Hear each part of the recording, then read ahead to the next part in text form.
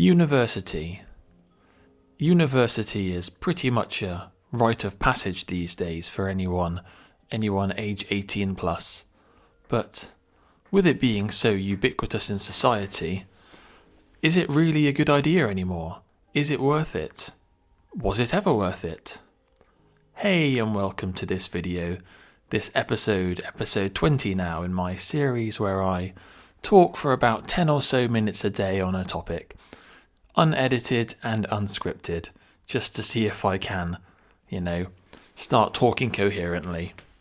This is going to be one of my weekend episodes, which means I've got to record at home, which is a bit frustrating because there's neighbours listening to me perhaps they can overhear me. But anyway, I've got a lot to talk about today. So university. Now, one thing I was thinking about when I first decided upon this topic was, what was the original purpose of universities? They've been around for, I think some claim up to 1,000 years now, which is a while, and they can't all be for the purpose that people attend them these days. So if you were to ask the average, say, young person or parent of a young person, or perhaps just person in general, like, what's the point in going to university? They might say something along the lines of, well, one, to get an education in a specialist subject, or to, well, the biggest answer, the most common answer would just be to get a well-paying job, because of course you don't want to, end up in the trades or as working retail for the rest of your life, something along those lines. Not that there's anything whatsoever wrong with these professions, but people seem to encourage others to go to university, young people to avoid this sort of this, you know what I mean. But how was this really always the case for universities? Like back in the, year 1000 or whatever, when they first released them, perhaps in northern Italy, I'm not really too familiar with the history. Surely the purpose of them was something along the lines of being a place where the sort of knowledge of the area was stored. So in books, in people who could actually read and write those books, and in people who just had this knowledge, so they were able to, let's say, share it with others, give educations to others. And I'm not sure it was the case necessarily that, the average person in the medieval period would get to 18, apply to a university with some sort of government loan, and study a topic in order to get a job in that area. I would imagine that a lot of the people who attended universities were there almost, how would I describe this? In a way that it was just expected of them. So they would be from perhaps either noble families or part of the church, something along those lines. Because I'm fairly sure a lot of theology was taught in universities as a primary subject back in those days. I mean, I don't know for sure, but I get the impression this might be the case. I mean, I've watched Orb, that anime that was out a while back. It's pretty good, about the Earth being round, or perhaps it's flat. What was I talking about?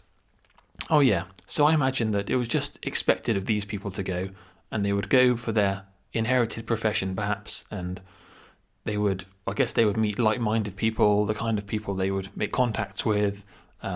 Perhaps they would just know these people for their lives, I guess. They would sort of live amongst them, and it would just be expected of them. You wouldn't get the average peasant going to university as people like myself, the modern day peasant did these days. So yeah, how does that translate to university these days? It seems within the last, since the end of the Second World War, it seems to be the case that universities have just been this ticket to getting a middle management job, or, of course, let's say engineering or medicine, or even law, you kind of have to go to university. But even fairly recently, since the late 90s, you've been required to get university degrees for career paths that wouldn't previously require them. So what's going on there? I don't know, to be honest. Let's say, policing and nursing in the UK, biomedical science, being a paramedic, most healthcare sort of professions, you seem to require having a degree. I don't know about things outside of healthcare, but perhaps that's the case as well. I guess like policing, of course. Fortunately, you don't need one yet to work in retail, but we'll see how things go along those lines. It's a huge pain to get a job at the moment. But yeah, what do I want to talk about then? Do I regret the times I went to university? What would I do differently now? So, I've been to university 3 times so far in my life. So I went when I was 18 and I studied Japanese. I immediately changed from that to politics when I realised how much work it was going to be, and the fact that I wanted to play a lot of video games instead of studying, that sort of played into my decision. And this leads to the first question: was that a regret that I had, that I switched from that course onto a politics degree? Now, I guess there's a few answers to this. It would be nice to have stuck with a language course and actually be good at something, because when you complete a politics degree, I would say it's very much like an English literature degree in a lot of respects, except the texts you're reading are political texts instead of whatever they talk about in English literature. I'm not entirely sure, but it would be nice. However, already there's a bit of an issue there, because one, what would I do with that degree in the end? I would be able to speak the language, but how much demand really is there for a British guy speaking Japanese and English? It sounds like there'd be a lot, but I guess perhaps you could work in some sort of company in Japan or something along those lines, but I don't think that there's enough demand, and I think there's a huge supply of people who want to be in that position, who can speak English and Japanese, and are willing to work for whatever the wage is over there. I'm not entirely sure, but I'm fairly sure it's less than in the UK. And in the UK, you can be a Japanese teacher, I suppose, and that's pretty much it. How likely are you to become like a diplomat? I think that's quite a competitive job. Work in the civil service. I don't know, but it would be nice to have that, to be able to speak another language. This does bring up another point, and that is, if I were to have made this change in my past, then I would be in a completely different place than I am now, and I wouldn't necessarily be able to have this retrospective sort of thought as to what I was doing back then. Like, I would be a completely different person. And on a tangent, one of my tangents, this kind of relates to that one anime. It's always anime, isn't it? Called Golden Time, which, if I recall, the main character had lost his memories, and was very concerned about getting them back because, as he lost his memories, the person that he was kind of gone, and the person that he currently is in the show, I guess the show's over now, the person that he became is almost a different person, and his concern was, if he got his memories back, then what would happen to the current person? Would the current person that he was in the show disappear as the old person comes back, or would it sort of merge in some weird way? So that's the problem with these sort of like past fantasies. So if I were to change my decision and study of Japanese, who would I be now? I guess I would have completed the degree, but then I wouldn't have got into what I was doing now. I would very unlikely, end up becoming a scientist as I am now. Maybe I'd be more successful, but I guess who knows. But after that massive tangent, do I regret going to university and then subsequently dropping out after 2 years? And I would actually say probably not, because with hindsight, I know it led to where I am today. From a purely financial and, let's say, developmental perspective, yeah, it was a bad decision. However, in university, it is not just the education, okay? Yes, you would say, yeah, you're there to learn, but you're there to almost develop as a person. And the term to become a well-rounded person is thrown out quite a lot. But, it does sound like it doesn't really mean anything.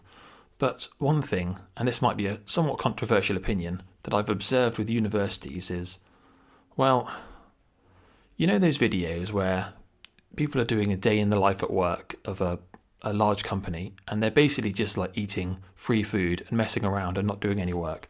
And the term that's coined for that is, let's say, these big companies are pretty much adult daycare centres. A lot of the employees just don't do any work. They're just being looked after by the company and somehow getting paid. I would almost argue that universities in some respects are like a preschool version of this. It's like an adult preschool in some respect. For a lot of people, university will be the first time in their life whereby they actually have some independence, and there's actually a consequence to not succeeding in things. But not so much to the point that it's going to completely destroy your life if you end up like making large mistakes. So from up to age 18, there's pretty much not really a consequence of, let's say, failing things, and you're on this track. So you go to school, you do your exams. If you pass, great, or do well, great. If you don't do well, still great, because there'll always be a university that will take you, because universities like money. So there will be some university that takes you, even on some sort of like foundation course, if you can't necessarily get onto the main course you want to get onto. Once you're at university, of course, you now are sort of an adult. Well, you are an adult. You're living away from home, perhaps. You're responsible for keeping yourself alive, looking after yourself, cleaning up after yourself, washing your clothes, all these new things. But it's still in a somewhat controlled environment. You've got people to look out for you, your tutors at university to talk to, your parents pretty much still see you as a child. The people you're living with, they're all in the same situation. So it's not like, let's say you finish school, go straight into a house share with a load of random people of different ages, different backgrounds. There could be like some insane people living with you, or some really strange people. But yeah, the purpose of that tangent is to say that I did learn a lot while I was at university. I guess I did learn a bit about politics. Nothing about Japanese, since I dropped out of that and switched into politics. But I learned a lot about myself and so on. And I do actually really treasure the time I was there.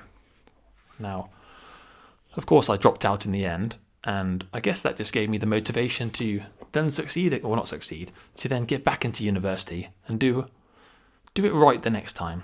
And that was, well, what is doing university right? I suppose that at the time, in the early 2010s, whatever that period of history was called, the 10Ts or something, there's probably a good word for it. At that time, the purpose was to join clubs, go out and party, somehow get your degree, be on a sports team, and so on. And when I was at university the second time, I did do everything I could to take advantage of all of these things that you're supposed to do. And again, I do have really fond memories of that. I really enjoyed university at that time. And of course, looking back on it, I would have done things differently perhaps. I would have got more experience in the labs as a scientist, got more experience doing research, tried to gain some more contacts. But at the time, I guess, I managed to do a lot more than I did the first time round. Both of the times I was at university were very, very different.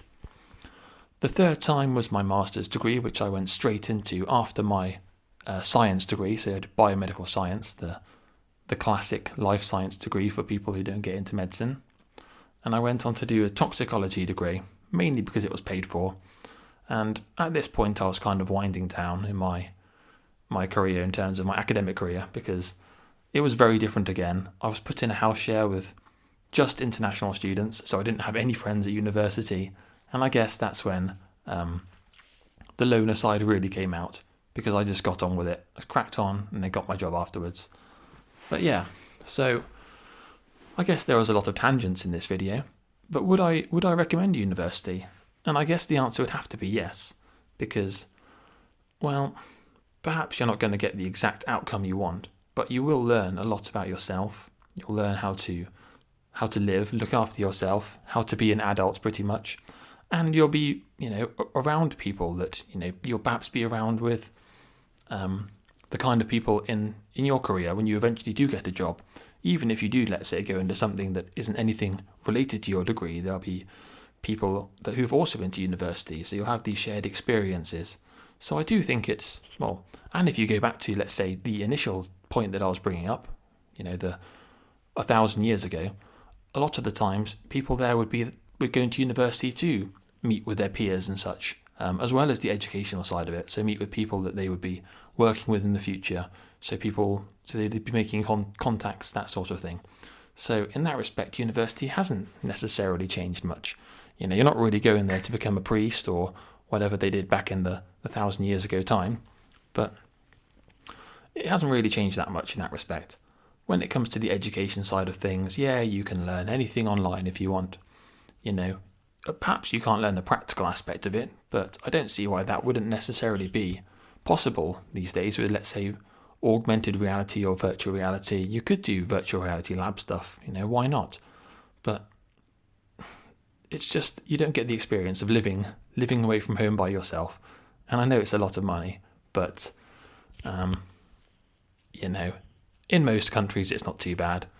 I'm not sure how it works in the US, but in the UK, like, the loans you get, they're not too bad. I spend about £30 a month on my loan, and it gets written off in 20 years, so it ain't so bad. But yeah, this was a bit of a long, rambly one. It's always nice to reminisce on these things, think back to where I was in the past, but hopefully you got something interesting out of this, and I will be back tomorrow.